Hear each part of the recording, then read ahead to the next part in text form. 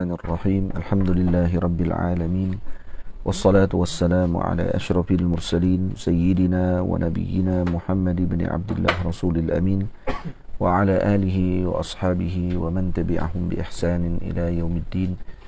Subhanaka la ilma lana illa ma 'allamtana innaka antal alimul hakim. Rabbi shrah li sadri wa yassir li amri wa hlul 'uqdatam min lisani yafqahu qawli. Rabbi yassir wa la tu'assir, Rabbi tamim biqair, wa ba'd.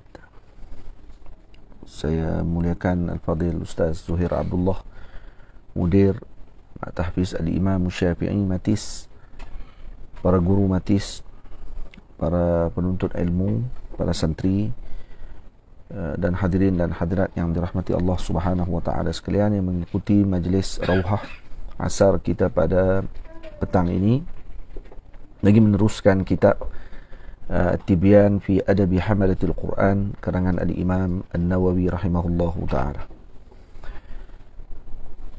Kata musannif rahimahullahu subhanahu wa ta'ala, ikhlasul muallim, ikhlas seorang guru. Faslun, yustahabbu lil muallimi an yakuna harisan ala ta'limihim. Disunatkan bagi seorang guru tersebut mestilah bersungguh-sungguh dalam mengajarkan para muridnya. Mu'siran zalika ala masalihi nafsihi ad-dunyawiyah allati laysat bidaruriyatin, dan melebihkan ianya daripada masalah dirinya yang bersifat duniawi yang ianya bukanlah daruri.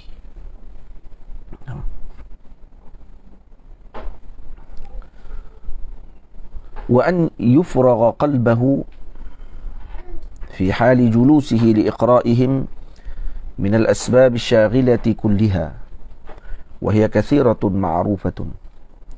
Serta guru tadi disunatkan baginya untuk mengosongkan hatinya daripada perkara-perkara yang menyibukkan ia daripada memikirkan tentang pengajian ketika dia duduk untuk membaca pengajian ataupun mengajarkan para muridnya.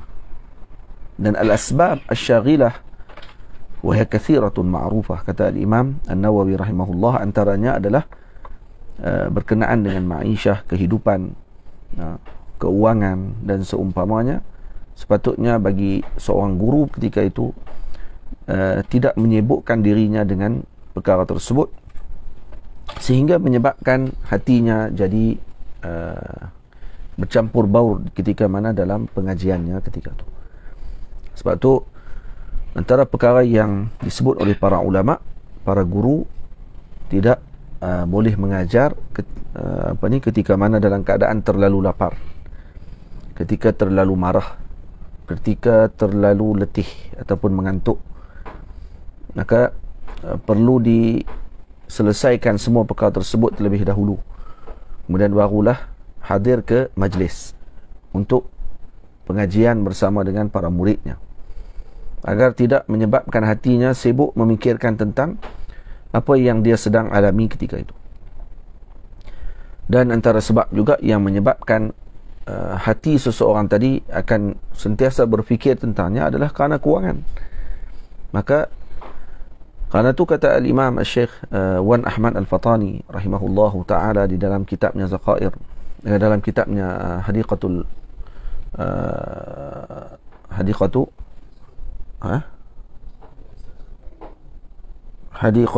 Al-Azhar, Hadiqatul Azhar wal Rayahin. Dalam kitab tersebut beliau menyebutkan bahawa wakaf adalah suatu perkara yang paling penting untuk memastikan bahawa para guru ataupun madrasah itu terbina dengan baik, dan para guru diberikan dengan kewangan yang sepatutnya daripada harta wakaf, agar tidak menyebabkan mereka sibuk memikirkan tentang perkara yang lain daripada pengajian ataupun mendidik para muridnya dengan sebaiknya. Apa yang berlaku pada zaman sekarang ketika mana para guru sibuk keluar daripada tempat pengajian untuk mencari kewangan mereka, maka ketika itu para murid terabai, dan ini menyebabkan sistem pendidikan tadi tidak berjalan dengan baik. Wa an yakuna kata Imam Nawawi rahimahullah, wa an yakuna harisan ala tafhimihim wa an yu'tiya kulla insanin minhum ma yaliqu bih. Dan guru juga mestilah bersungguh-sungguh tamak untuk menyebabkan para murid memahami apa yang mereka pelajari, dan para guru juga haris untuk memberikan setiap orang tersebut dengan apa yang layak baginya. Fala yukthiru ala man la yahtamil al-ikthara wa la yaqsuru liman yahtamilu ziyadata. Jadi orang yang tidak perlu untuk diperbanyakkan pengajian ketika itu, maka tidak diperbanyakkan. Mungkin murid ini murid yang tidak mampu untuk menerima pelajaran yang banyak, maka tidak diberikan pelajaran yang banyak kepadanya sesuai dengan dirinya ketika itu.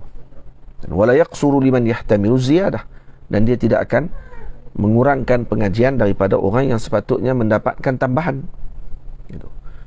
Sebab itu saya melihat para guru dan sistem pendidikan, khususnya kepada sinnul murahiqah ataupun sinnu tifl, kanak-kanak kecil, diberikan pengajian sesuai dengan umur mereka. Kerana kebanyakan masa mereka adalah untuk bermain, maka dikhususkan sehari bagi mereka hanya dalam tempoh 4 ke 5 jam untuk pengajian di hadanah ataupun di tempat pengajian. Maka selebih waktunya tadi adalah untuk mereka gembira, seronok dengan pengajian mereka. Maka kerana itu sebahagian sistem perlu untuk diperhatikan semula ketika anak-anak kecil yang umurnya masih lagi dalam 7 tahun, 8 tahun, tapi disibukkan mereka dengan pengajian sehingga seakan-akan mereka adalah pelajar universiti, adalah suatu sikap yang salah, dan ini menyebabkan murid akan mati dia dengan ilmu, dan kemudian dia akan tidak lagi meminati bidang ilmu, khususnya agama Allah Subhanahu Wa Taala. Karena itu perlu untuk diperhatikan semua perkara tadi, kerana disebut oleh Imam Nawawi, fala yukthiru ala man la yahtamil al-ikthara wa la yaqsuru liman yahtamilu ziyadata. Jadi jangan dibanyakkan pengajian kepada seorang yang tidak mampu untuk menerima dengan banyak pengajian. Dengan jalan yang lain, dengan cara yang lain, kalau kita lihat pada sudut orang yang dewasa pula, berbeza pada tarik ataupun jalan pengajaran mengikut kepada jalan masyariqah dengan jalan magharibah. Kata Imam Syekh Badruddin Ibnu Jama'ah rahimahullahu ta'ala, tarik magharibah terkenal dengan sistem yang mana menerapkan pengajian diberikan tidak lebih daripada 2 mata pelajaran sehari. Manakala tarik masyariqah terkenal dengan mempelajari pelbagai ataupun banyak bidang, melebihi hatta sampai kepada 10 mata pelajaran sehari. Ini adalah tariknya ataupun jalannya masyariqah, iaitu orang-orang daripada timur. Manakala golongan daripada barat seperti maghribi dan seumpamanya, mereka menumpukan pengajian sehari hanya 2 mata pelajaran. Dan ini pernah disebut oleh guru saya yang mulia Maulana Syekh Ahmad Mamduh hafizahullahu ta'ala, sebutkan bahawa hatta di Mauritania sebahagian daripada madrasah di sana melaksanakan pengajian kepada murid yang paling bijak hanya 2 mata pelajaran sahaja. Selebihnya digunakan untuk al-hifz, untuk hafalan, untuk mengingati pengajian yang telah mereka ikuti, muzakarah dengan para teman. Dan itu yang akan dipenuhi masanya setelah daripada 2 mata pelajaran tersebut dipelajari. Dan kemudian yang biasa, murid yang biasa tidak akan lebih daripada 1 pelajaran. 1 saja, tak akan lebih pada perkara tersebut. Tamam?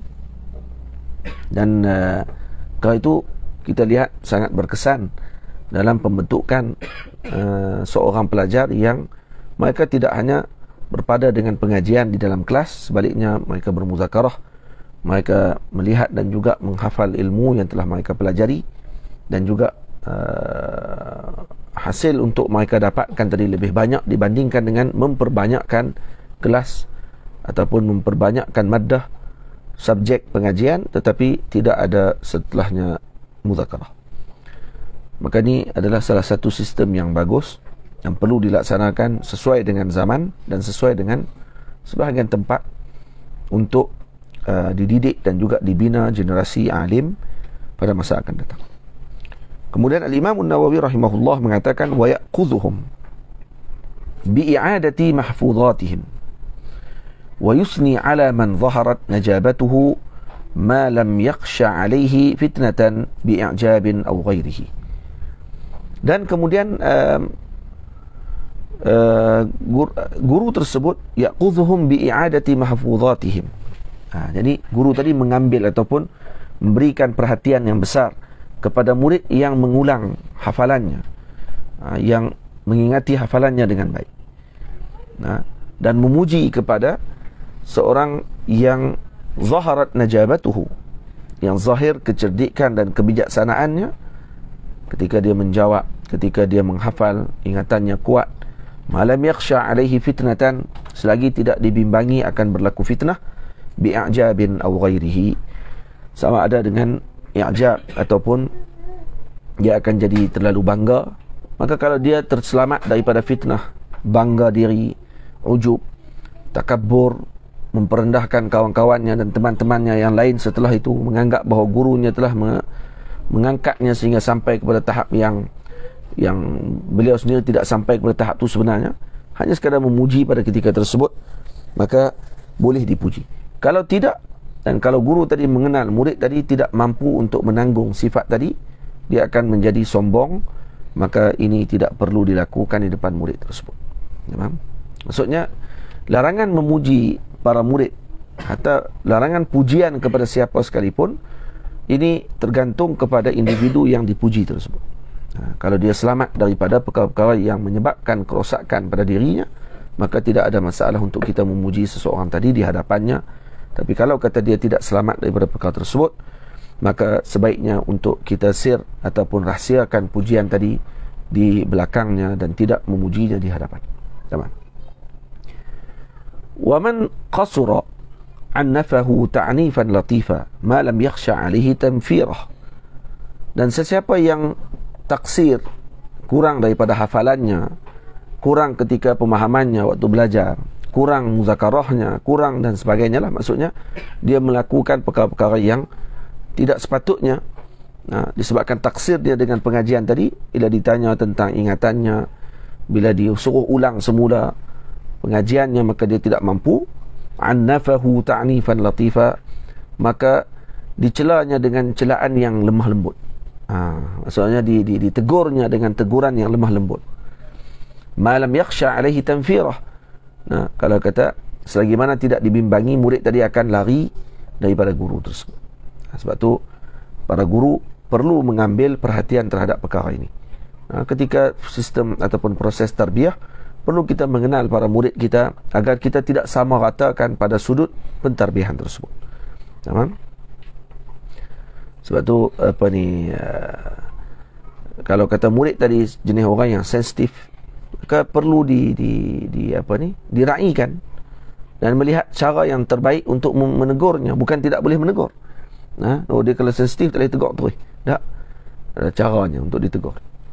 Kalau kata murid ni jenis hati kering, kan? Seperti Roy, kan? Cerita gila-gila remaja, kan? Jadi hati kau kering, Roy, kan? Itu kan dia sebut itu. Jadi yang tu boleh kita tegur dia. Tapi dengan syarat selagi mana tidak dibimbangi akan berlaku tanfir. Murid tadi akan berpaling daripada gurunya, lari daripada gurunya. Tu. Kita tengok Imam Nawawi rahimahullah sangat halus dalam adabnya kepada muallim dan diperincikan satu persatu, walaupun dengan ringkas. Tak panjang. Perbincangan dia tak panjang pun tentang adab, kerana banyak lagi kita adab yang lain dibincangkan tentang masalah tersebut. Beliau memasukkan sebahagian daripada perkara yang perlu diberi perhatian oleh para guru ketika mana mendidik para muridnya. Wala yahsudu ahadan minhum li bara'atin tadhharu minhu. Dan jangan seorang guru tadi bersikap hasad dengan salah seorang muridnya. Wah, ni ajib ni. Guru hasad kepada muridnya kerana murid tersebut kemungkinan lebih terkenal daripadanya. Li bara'atin minhu, ataupun kerana popularnya murid tersebut, kerana zahirnya murid tersebut. Wala yastakthir fihi ma an'ama Allahu bihi alaih. Dan jangan membanyakkan menyebut, saya pernah memberikan kamu sekian, kamu patut ingat apa yang saya bagi kepada kamu, saya pernah bagi kepada kamu sekian, kamu kena ingat balik jasa-jasa saya kepada kamu, duit dulu saya yang bagi kepada kamu, kenapa kamu tak mai jumpa saya, kata. Ini adalah sifat yang buruk yang disebutkan oleh Imam Nawawi, yang tidak sepatutnya dilakukan oleh seorang guru. Ni adab yang ajib. Maksudnya yang disebut oleh beliau ni realiti ada. Karena ada sebahagian guru ketika melihat muridnya mendapatkan kedudukan yang baik, maka dia mula datang perasaan pada ketika tersebut hasad dan juga tidak menyukai dengan perkara itu. Fa innal hasada lil ajanibi haramun syadidut tahrim. Ini kerana hasad kepada orang luar, itu merupakan haram, perkara yang haram dan syadidut tahrim, sangat-sangat diharamkan. Fa kaifa lil muta'allimi alladhi huwa bimanzilatil walad. Bagaimana dengan anaknya, dengan penuntut ilmu, para muridnya yang mereka itu berada pada kedudukan anaknya sendiri. Takkan seorang ayah akan hasad dengan anaknya. Jadi cuba lihat, tengok kenapa para guru yang ikhlas mereka rasa gembira ketika mana para muridnya zahir menjadi orang-orang yang mulia, menjadi orang-orang yang terkenal dengan ilmu, bukan tidak sampai waktunya lagi, tak, dia telah izinkan kemudian jadi terkenal murid tersebut, maka dia gembira dengan perkara tadi, dia seronok dengan perkara tersebut. Tamam? Kenapa? Karena itu anaknya.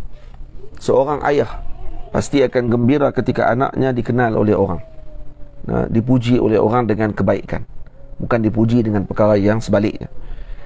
Jadi bila mana dipuji macam tu, maka ini anakku, maka aku mendapatkan kemuliaan tadi. Kerana orang memuji anakku, maka termasuk seakan-akan memuji kepada ayahnya tersebut. Sebab tu kata Nabi SAW, seseorang janganlah melakukan perkara yang menyebabkan dia derhaka kepada ibu ayahnya, dengan disebabkan dirinya menyebabkan orang mencela ibu ayahnya. Kenapa? Kata para sahabat, bagaimana ya Rasulullah? Maka kata Nabi SAW, mereka melakukan perkara yang buruk, maka orang mencela ibu ayahnya. Ini anak siapa ni? Ini anak siapa ni buat perangai macam ni? Disebut anaknya siapa? Anak siapa maksudnya akan dituju kepada ayahnya dan ibunya, seakan tidak mendidik dengan baik. Maka yang dimarahi, dicela pada ketika tersebut adalah ibu dan ayahnya. Maka ini adalah salah satu daripada bentuk penderhakaan anak kepada ibu ayahnya. Itu juga para murid kepada para gurunya, malah itu lebih tinggi, kerana kedudukan guru di sisi para murid adalah melebihi kedudukan ayahnya yang melahirkan dirinya sekalipun. Ini mengikut sebahagian pandangan para ulama, walaupun pandangan tadi sebahagiannya tidak menyetujui. Antaranya Al-Imam Maulana Ali Tanwi rahimahullahu ta'ala mengatakan bahawa kedudukan ibu ayah tetap lebih tinggi daripada guru. Tapi kebanyakan para ulama yang ketika menulis tentang adab seorang murid dengan gurunya, maka mereka mengatakan bahawa kedudukan guru lebih tinggi daripada kedudukan ibu dan ayah, kerana gurunya adalah bapaknya di dalam roh, manakala ibu dan ayahnya adalah bapaknya di dalam jasad sahaja. Maka roh lebih aula dan arfa' asma daripada al-jasad.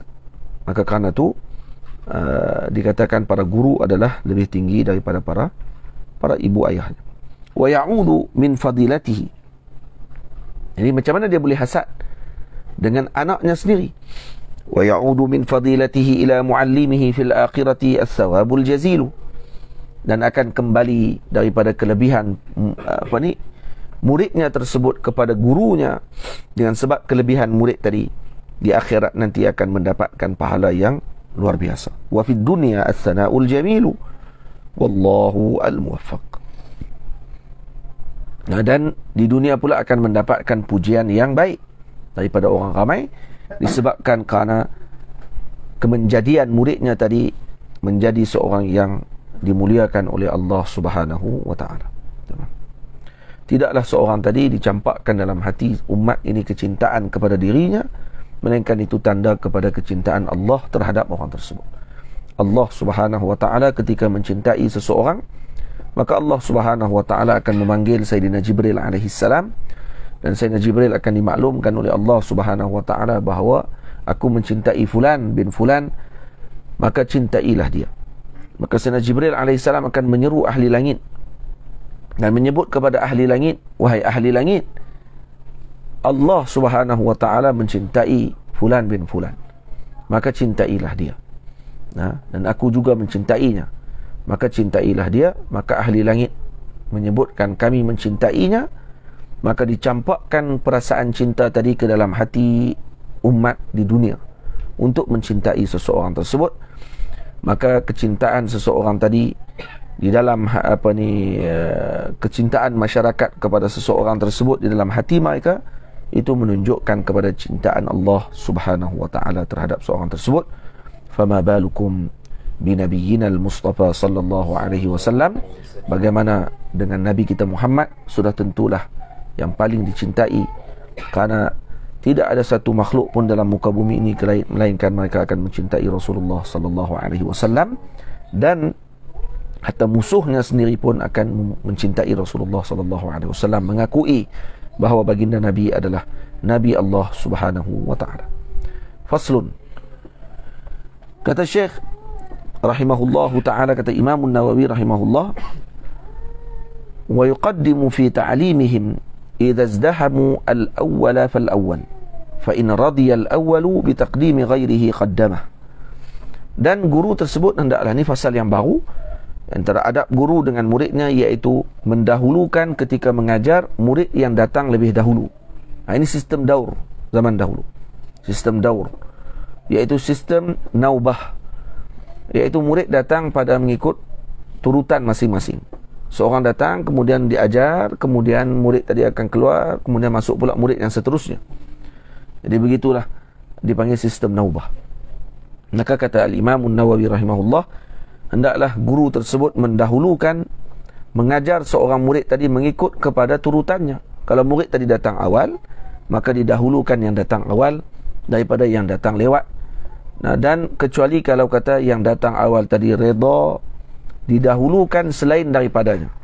Dia kata tak apalah, dahulukan ini dulu, saya tak kisah. Tak apa. Wa yanbaghi an yuzhira lahum al-bishra wa talaqat al-wajhi wa yatafaqqadu ahwalahum wa yas'ala amman ghaba minhum. Dan hendaklah guru tersebut menzahirkan kegembiraannya, keceriaan wajahnya ketika melihat para muridnya, dan sentiasa bertanya tentang ahwal mereka, bagaimana keadaan mereka dalam pengajian, adakah mereka masih lagi sibuk dengan ilmu ataupun dah kerja benda lain dah. Mana nak tahu. Kau nak tahu, tengok Hafiz tiba-tiba jadi pemburu, tiba-tiba macam pergi mana ni, duduk di mana, tak jadi, kata sambung. Saya rasa minat pula dengan senapang, lepas tu saya duduk dalam hutan ni, kawan dengan kijang pelenduk. Kau tu. Jadi tanya mereka, ahwal mereka ditanya selalu, bagaimana keadaan mereka, bagaimana pengajian mereka, bagaimana pengajaran mereka, macam mana majlis ta'lim yang mereka dirikan dan pimpin, ditanya. Ini sikap guru yang mendapatkan kemuliaan dan di sisi Allah, dan dicampakkan kecintaan dalam hati para muridnya. Wa yas'ala amman ghaba minhum, dan ditanya para murid yang tidak hadir dalam majlis, ditanya kenapa dia tak datang lagi, ataupun dia pergi sendiri ke rumah murid tersebut. Kata Imam Badruddin Ibnu Jama'ah, dia sendiri pergi, guru pergi ke rumah muridnya untuk melihat kenapa dia tak datang ke majlis kajian. Macam tu sekali. Kerana setiap orang ada uzurnya dan kita tidak pasti. Maka ini ada guru yang dimuliakan oleh Allah Subhanahu wa taala. Baik. Faslun. Fasal yang seterusnya, qala al-ulama radhiyallahu anhum, kata para ulama radhiyallahu anhum, wala yamtani'u min ta'limi ahadin likaunihi ghaira sahihin niyyah. Dan janganlah terhalang daripada mengajarkan seseorang tersebut, murid tadi, kalau dia tidak betul niatnya dalam mengaji. Faqad qala Sufyan wa ghairuh, kata Imam Sufyan Ats-Tsauri rahimahullahu taala, dan juga seumpamanya yang lain, mereka mengatakan apa dia? Talabuhum lil ilmi niyatun. Menuntut ilmu tu sendiri niat dah. Menuntut ilmu tu pun dah niat dah. Cuma niat apa lagi selepas tu, tu tak pastilah. Yang tu semoga mereka akan dibetulkan oleh Allah dengan berkatnya ilmu. Kerana ilmu ni tidak akan mensia-siakan ahlinya, insya-Allah. Kerana tu kata Nabi SAW dalam hadis ahad yang diriwayatkan oleh sebahagian ulama, dikatakan ittaqu zallatal alim, kata Nabi SAW. Jaga-jaga kamu dengan gelincirnya seorang alim. Apa maksud hadis tu? Para ulama mengatakan bahawa ittaqu zallatal alim dengan makna kamu kena berjaga-jaga ketika mana melihat seorang alim tergelincir, jangan kamu ikut tergelincir dengannya. Kita tengok alim tadi melakukan kesilapan, jangan jadikan kesilapan dia tadi sebagai hujah untuk kamu buat kesilapan tadi. Kamu kena berhati-hati. Itu yang pertama. Pandangan kedua kata ulama, ittaqu zallatal alim, iaitu kamu kena hati-hati ketika melihat tergelincirnya alim daripada kamu cepat mencela mereka, kerana mereka mungkin akan kembali disebabkan kerana ilmu yang telah Allah Ta'ala berikan kepada mereka, manakala kamu tidak akan selamat dengan tidak ada ilmu tersebut kepada dirimu. Ittaqu zallatal alim. Jadi maknanya dengan ilmu seseorang tadi boleh diselamatkan oleh Allah Ta'ala. Mungkin.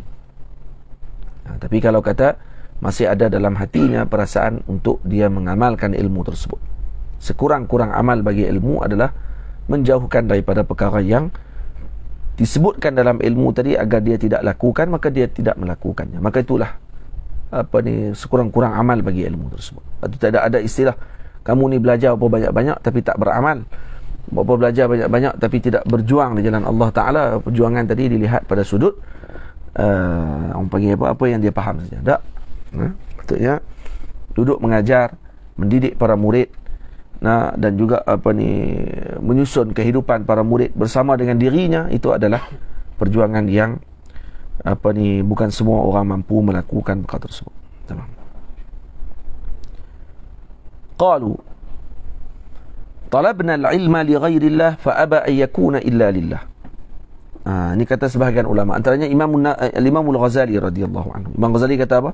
Talabna al-ilma li ghairillah, kami menuntut ilmu bukan kerana Allah, kerana benda lain, kerana mak ayah suruh, kerana desakan daripada kehidupan. Ada sebahagian madrasah disebabkan kerana madrasah tadi ada kekurangan, ada disediakan makanan kepada para murid, maka orang datang mengaji kerana nak makanan tu. Talabna al-ilma li ghairillah, mai mengaji kerana nak makan. Kalau nak makan free sedap, mai madrasah. Akhirnya mengaji pi makan. Mai mengaji pula, pergi makan. Mai mengaji pula, lepas mengaji boleh makan. Kalau tak mengaji, tak boleh makan. Akhirnya menjadi alim disebabkan kerana niat pertama nak makan. Niat pertama kalau masuk nanti madrasah, di sini dapat baju, dapat pakaian. Kalau duduk kat luar tak dapat apa. Kalau dapat masuk madrasah ada makanan, setiap hari disediakan makanan. Macam di Masjid Al-Azhar Al-Sharif, disediakan makanan sehari 2 kali kepada para santri yang bermukim di Al-Azhar Al-Sharif, yang duduk dalam ruak-ruak tu. Dulu roti pagi 3 biji, malam 3 biji. Pagi 3 biji, malam 3 biji. Ada sebahagian ambil roti sebiji, 2 biji pergi jual. Ada cari duit, jual pula ke orang. Ada yang kongsi pula dengan teman-teman dia yang di luar, yang miskin, bagi pula. Allah Ta'ala berkati mereka, ilmu mereka diberkati Allah, jadi mereka alim yang besar pada zaman mereka di tempat-tempat mereka masing-masing. Ada yang macam tu. Dan Azhar dulu pernah buat satu sistem yang ajaib, kata Maulana Syekh Ahmad Ali Taharayyan rahimahullahu ta'ala. Ketika mana beliau bertemu dengan salah seorang pada ulama Saudi, dan kata beliau, kami di Al-Azhar, kalau kamu kata kami di Azhar ni menentang mazhab Hanbali, itu satu kesilapan besar, kata dia. Kami tidak pernah menentang mazhab Hanbali. Tapi di Saudi, apa yang berlaku sebaliknya. Di Saudi, mazhab lain ditentang. Yang nak dibawa hanya mazhab Hanbali saja. Mazhab lain semua tak betul. Seakan-akan macam tu. Walaupun mengaku kata kami kami menghormati semua mazhab, tapi akhirnya qunut bid'ah dalalah finnar. Tak payah jauh-jauh lah. Ada negeri satu, di sebelah apa ni, tempat yang agak jauh daripada dunia ni, di Pluto mungkin, yang mengamalkan perkara tersebut. Tapi apa orang kata tak, negeri kita mengamalkan keterbukaan dalam mazhab apa semua ni. Tok Imam baca wirid selepas mayang, Tok Imam kena pecat. Tok Imam baca qunut selepas apa ni semayang, selepas mayang baca qunut apa, mayang subuh baca qunut, Tok Imam pun kena bagi notis untuk berhenti. Ni keterbukaan dalam mazhab. Tapi sembang ke orang, orang panggil sembang kasih bimbang, kan? Tapi apa pun tak ada. Yang dibuat sebaliknya. Yang dilantik bukan Tok Imam yang sepatutnya. Mekanik jadi Tok Imam, baca Fatihah tak betul, kata-kata semua tu. Dan berlaku dalam dunia tu di mana? Di Pluto, kan? Di Pluto. Bukan di dunia ni lah, di tempat lain. Jadi apa ni, Allahumma salli ala Sayyidina Muhammad. Bila mana dikatakan sedemikian, maka Maulana Syekh Ali Ahmad Ali Tahir Rayyan rahimahullahu ta'ala menjawab, kata, pernah pada tahun 70-an Al-Azhar Al-Sharif hampir kematian mazhab Hanbali, kerana tidak ada murid yang ingin mempelajari mazhab Hanbali. Para gurunya ada, tapi tak ada murid yang ingin pelajari. Maka halaqah-halaqah di Masjid Al-Azhar dipenuhi dengan majlis pengajian dalam mazhab Hanafi, mazhab Maliki, mazhab Syafi'i, kecuali Hanbali. Malah pernah dalam salah satu daripada sistem perundangan di Mesir, ingin menjadi qadi mesti bermazhab Hanafi. Al-Imam Maulana Syekh Baqit Muti'i rahimahullahu ta'ala, Syekhul Masyayikh dan Mufti Diyar Misriyah yang dulu, ketika mana beliau mempelajari ilmu di Al-Azhar Al-Sharif, beliau bermazhab Maliki dan beliau menguasai mazhab Maliki dengan baik. Setelah menguasai mazhab Maliki dengan luar biasa, para teman dia beritahu, kata, kalau kamu nak jadi qadi, kamu kena kuasai mazhab Hanafi. Maka dia mengaji pula mazhab Hanafi selepas tu, sampai jadi imam daripada a'immah mazhab Hanafi. Masya-Allah. Mujtahid dalam mazhab Hanafi, Al-Imam Syekh Baqit Muti'i rahimahullah. Sampai guru saya Maulana Syekh Ahmad kata, bila tengok gambar Syekh Baqit Muti'i, dia ambil gambar duduk pakai baju macam jubah zaman Turki Utsmaniyah tu, Syekh kata, saya heran, dia kata, apa yang ada dalam otak orang ni, ya? Asalnya nak kerak kepala dia, nak keluar otak dia, tengok apa yang ada. Cerdik sungguh sahabat dia. Pagi mak masuk. Ya. Oh tu kan, saya tak nak habis. Nak habis saya. Tamam. Jadi apa ni, Allahumma salli ala Sayyidina Muhammad. Sampai macam tu sekali. Dia punya himmah dia akhirnya jadi kuasai pula mazhab Hanafi, sehingga menjadi imam daripada a'immah mazhab Hanafi. Dan kata Syekh Ali Tahir Rayyan, pada tahun 70-an berlaku peristiwa yang sama, lebih kurang tu lah, iaitu mazhab Hanafi dan mazhab Hanbali seakan indaras, tak ada lah. Akhirnya Azhar keluarkan qarar, keluarkan iklan, dilekat di dinding Al-Azhar. Sesiapa para murid yang ingin mempelajari dan bermazhab Hanbali dan nak mempelajari mazhab Hanbali, maka Al-Azhar akan berikan beasiswa sebanyak 50 genih sebulan. 50 genih waktu tu sama dengan kewangan untuk sewa rumah setahun. Maka ramai orang masuk mazhab Hanbali pada waktu tersebut dan dihidupkan balik mazhab Hanbali dengan sebab Al-Azhar Al-Sharif. Ajib Azhar. Kalau orang kata Azhar, apa ni, kenapa Azhar tak mengaji mazhab Hanbali dan sebagainya? Tak, sekarang antara guru besar dalam mazhab Hanbali di Masjid Al-Azhar adalah guru kami yang mulia Maulana Syekh Muhammad Said Hanbali, yang adalah Syekhul Hanabilah di Mesir, dan beliau salah seorang daripada alim besar dalam ulum alat, dan dia juga Asy'ariyah. Dia Asy'ariyah dan bermazhab Hanbali. Orang dengar Hanbali je, ini Hanbali ni ahli athar. Ini geng-geng salaf ni, salafi kan, salafi. Dia Asy'ari. Jadi itu, talabna al-ilma li ghairillah fa aba an yakuna illa lillah. Tidak Allah Ta'ala kenaki melainkan menjadi kerana Allah Ta'ala balik. Tengok disebut di bawah dia, ma'nahu kanat ghayatuhu ansara lillahi ta'ala. Saya rasa kitab ni kena tempah lah. kat santri ni sementara duduk tengah-tengah lagi ni, beli hak bahasa Arab. Tibian ni beli hak bahasa Arab, ganti kepada kita yang Melayu hak daripada ada. Depa pun dah pening dah. Tak apa saya baca. Ambil kat mana ni? Jadi ambil hak bahasa Arab. Beli hak bahasa Arab untuk kita ni. Sebab saya baca yang bahasa Arab kan. Jadi yang tu selesai, insya-Allah kita akan sambung rohah kita pada minggu hadapan. Saya mohon maaf terlewat pada hari ini. Semalam kita ada urusan yang sangat penting kan, untuk kehidupan dan seumpamanya. Wa sallallahu ala sayyidina Muhammad wa ala alihi wa sahbihi ajma'in. Walhamdulillahi rabbil alamin. Assalamualaikum warahmatullahi wabarakatuh. Waalaikumsalam warahmatullahi wabarakatuh.